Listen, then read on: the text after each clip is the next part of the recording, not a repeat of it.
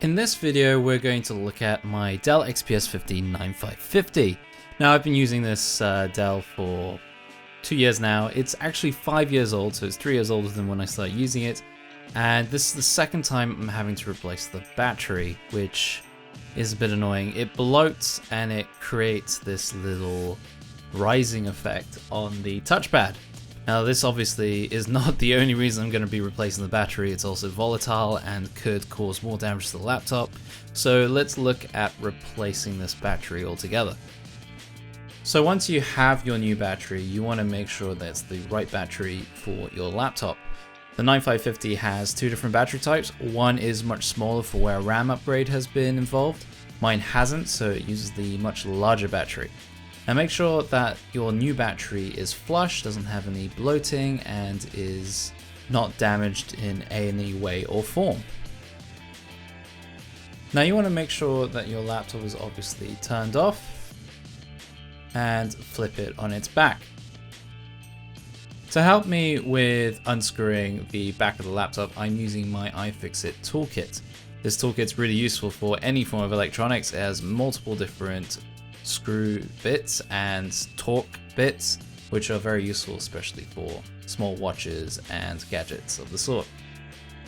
Now make sure that you get the right torque bit for your screws. If it's too small, you're going to end up shredding it, and obviously if it's too big, you won't be able to undo the screws. There are 10 different screws on the edges of the bottom of the case.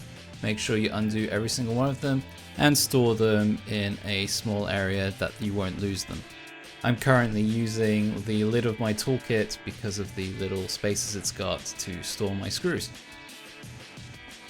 Once you've done those corner screws, you'll have 2 more screws left within the lid that contains your serial number and other details about your laptop. Now you're gonna have to gently pry this open. It's magnetic and it tends to flip on you, so you'll have to keep it open whilst you undo the last 2 screws that are holding the back plate of the laptop.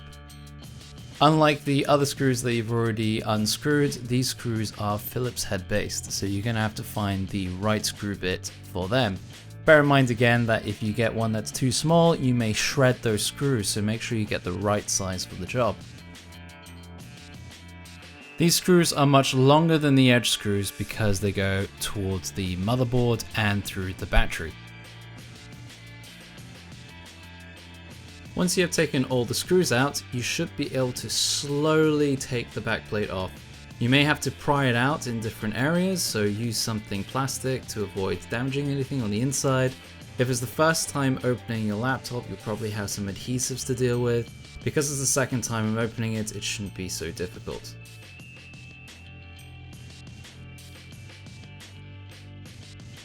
And once you have that back plate off, you should be able to see everything inside your laptop.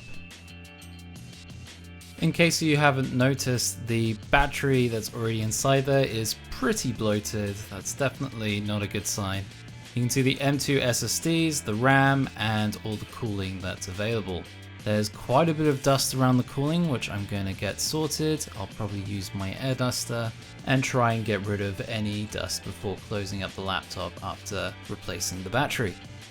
I have been experiencing some throttling. Maybe it's due to thermals, it could be due to the edge of the laptop, but getting rid of all this dust and allowing the laptop to breathe a bit more will definitely improve some of the performance issues I've been having in the past.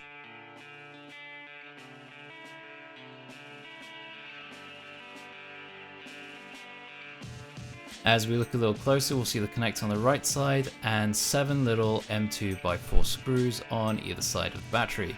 We're going to have to unscrew those and then disconnect the connector to be able to replace the battery. Finding the screw bit for the 7 screws should be pretty easy, considering it's the same Phillips head that has been used to remove the 2 elongated ones on the backplate of the laptop. Before we're able to completely remove the old battery, we're going to have to disconnect the connector.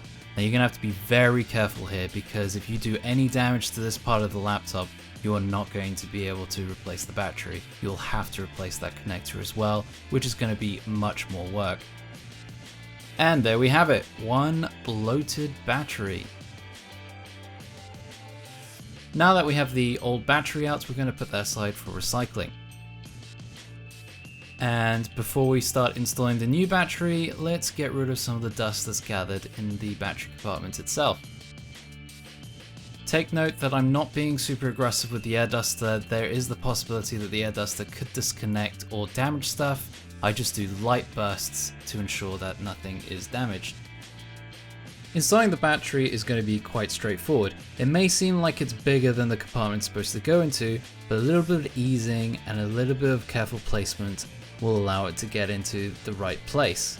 Make sure that all the holes are aligned properly before completely committing to the insertion of the battery, and take care that no part of the battery is damaging any of the other components of the laptop. Once that is done, just reconnect the battery to the motherboard and you're ready to reassemble the backplate. Reassembling the laptop is just as straightforward as this assembly. Just do all the tasks that we just did backwards and you should end up with a working laptop.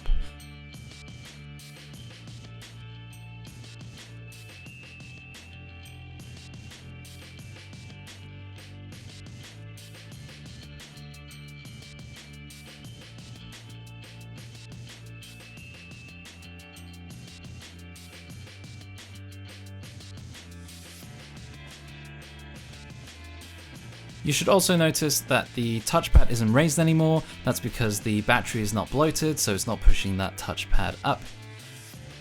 And there you have it, how to replace your Dell XPS 15-9550 laptop battery. I hope this video helped anyone who's had to replace their battery with a Dell XPS. If you did, like, subscribe, let me know what your experiences are with the Dell XPS, and I'll see you in the next video.